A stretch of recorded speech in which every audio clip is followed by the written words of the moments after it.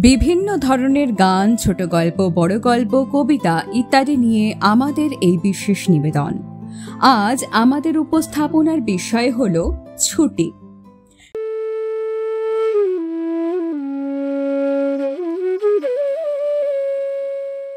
Mister ও Mrs রায়ের দুই পুত্র টুবলু ও টুবান এক বেসরকারি স্কুলে 2 ও 3-তে পড়ে। ভোর 6:30টায় দুভাই স্কুল বাসে চেপে স্কুলের উদ্দেশ্যে বের হয়। স্কুল থেকে ফিরতে ফিরতে বেলা 12টা। তারপর চান খাওয়া সেরে দুই ভাই নিদ্রা যাপন করে। আমাদের গল্পের দুই নায়ক দুই ভাই টুবলু ও টুবান। মিস্টার রায় বেশ কড়া ধাতের মানুষ। তিনি একটি প্রাইভেট অফিসের ম্যানেজার। তিনি সকাল 9টায় বের হন, বাড়ি ফেরেন সন্ধে 7টায়। ছেলেরা এই সময় পড়াশোনা নিয়ে বেশ ব্যস্ত থাকে। বাবা বাড়ি ফেরার আনন্দে পড়াশোনা থেকে একটু বিরাম মেলে। মিসেস রায় বাড়ির অন্দরেই থাকেন, খোকাদের নিয়ে ব্যস্ত থাকেন তিনি। তার পাশাপাশি তিনি একজন ভারতনাট্যম শিক্ষিকা। বড় নাচের স্কুল আছে তার বাড়িতে। নাচ শেখানোর পর তিনি টুবলু ও টুবানকে পড়তে বসান।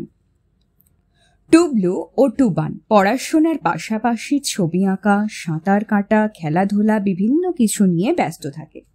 স্কুলের প্রচুর বাড়ির কাজ থাকে, যাতে করে তারা ভীষণ ব্যস্ত থাকে এবং দিনের শেষে ক্লান্ত হয়ে পড়ে। এবছর গরম প্রচণ্ড পড়েছে, কিন্তু স্কুল তো ছুটি দিচ্ছে না। দুভাই রোজ তাদের বাবা মাকে বলে ছুটি পড়লেই তারা পাহাড় কিংবা সমুদ্রে বেড়াতে যাবে। তাদের বাবা মা এক প্রকার নিমরাজি হয়েই গেছেন। এখন ছুটির অপেক্ষা। ছুটি পড়লেও প্রচুর স্কুলের কাজ থাকবে, তা নিয়ে তাদের বাবা মায়েদের মধ্যে যথেষ্ট চিন্তা আছে। কিন্তু ছেলেরা কেউ পড়াশোনায় খারাপ নয়, একটু ধরে ফেললে তাড়াতাড়ি করানো যাবে ছুটির কাজ। অবশেষে মে মাসের মাঝামাঝি ছুটি পড়ল তাদের। তাদের বাবা মা তাদের নিয়ে পাহাড়ে গেলেন বেড়াতে। টুবলু টুবানের প্রথম পাহাড় দর্শন। এই প্রথম তারা কাঞ্চনজঙ্ঘা দেখল। অভিভূত হয়ে পাহাড় রানীর রূপ দর্শন করল তারা। যত দূর দেখা যায় পাহাড় আর চা বাগান। রাতে আর এক স্বর্গীয় রূপ যেন ধরা পড়ে চোখে। পাহাড়ের গায়ে গায়ে জ্বলছে বাড়ির আলো। এক রাস মুগ্ধতা নিয়ে তারা বাড়ি দিল নিজেদের বাড়ির উদ্দেশ্যে। এবার তো ছুটির কাজ শেষ করতেই হবে। ছুটি শেষ হতে আর মাত্র কিছুদিনের অপেক্ষা। এই ছিল আজকে আমাদের নিবেদন।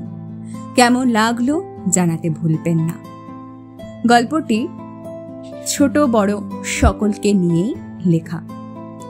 ভালো লাগলে পাশে থাকবেন, ভালো থাকবেন, সুস্থ থাকবেন। নমস্কার।